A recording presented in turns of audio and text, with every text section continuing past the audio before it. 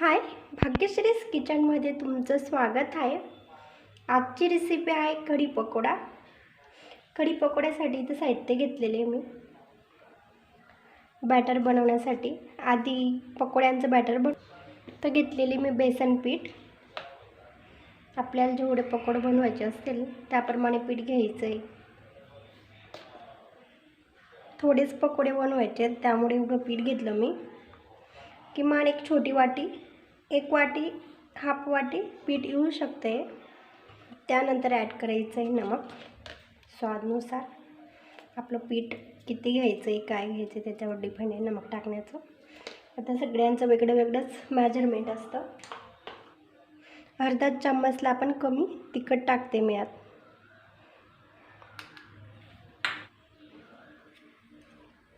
काळा मसाला स्वाद येण्यासाठी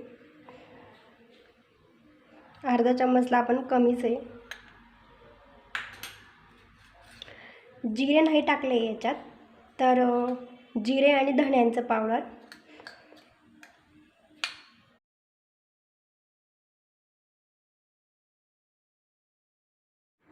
थोडं टाकायचं आहे तेल, तर 1 चम्मच तेल टाकून घेतलं मी। थोडं थोडं पाणी टाकून बॅटर बनवायचं आहे।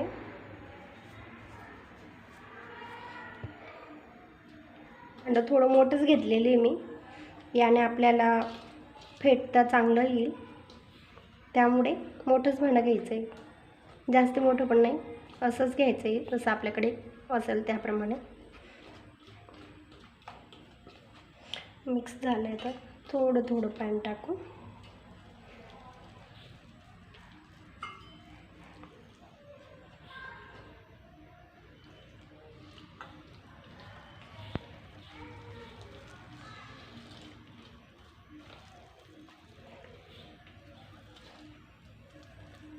एकच डायरेक्शनमध्ये आपल्याला फिरवायचं आहे आणि खूप जास्त फेटायचं आहे। म्हणजे जेवढं आपण जास्ती त्याला पीठला फेटू तेवढं जास्त पकोडे फुलतील। हे बघा 2 ते 3 मिनटं फेटून घेतलं मी। आता 5 मिनटं ठेवायचं रेस्टसाठी। तेल गरम झालेलं आहे, आता तळून घेऊ।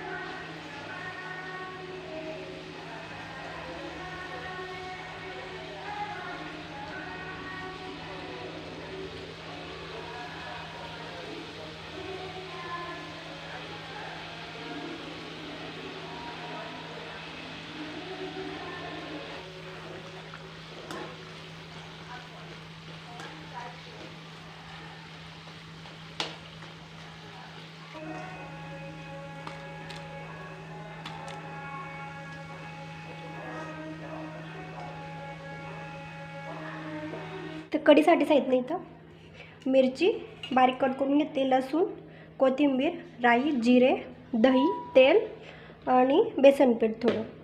आधी दही टाकायची आहे।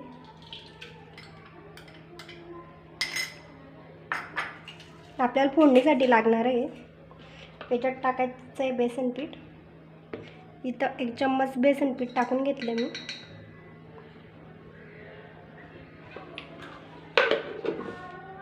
थोडं पाणी,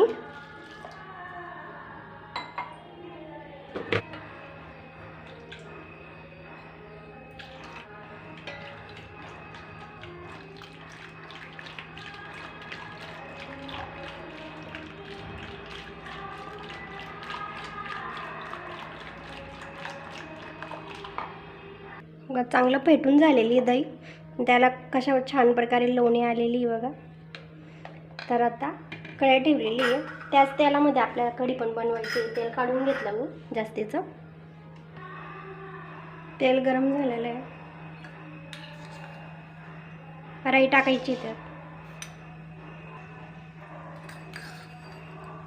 जिरे टाकायचे, लसूण,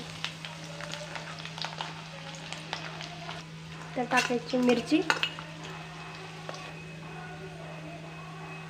ते आपल्याला ही घोटलेली दही ॲड करायची आहे.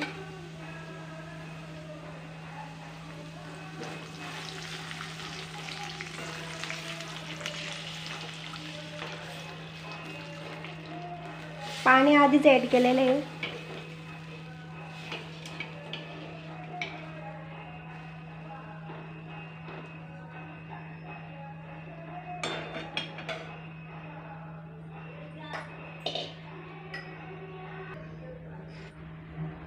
आत टाकायचं आता कोथिंबीर.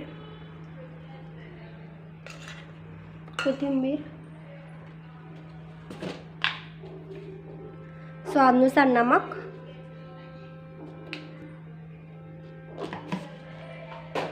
उकळल्यानंतर पकोडे टाकायचे.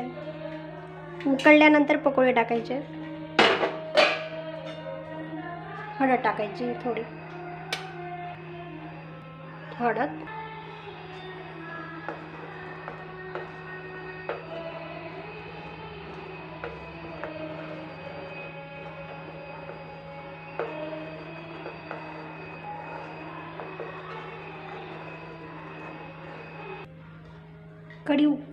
कढीला उकड आलेला आहे. झालेली कढी. ॲड करायचे पकोडे.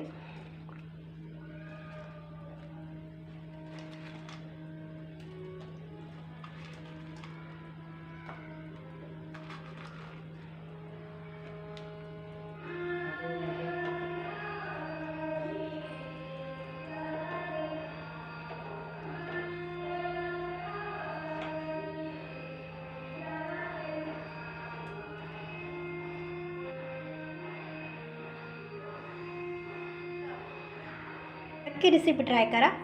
व्हिडिओ आवडला असेल तर लाईक करा, शेअर करा, सबस्क्राईब करा.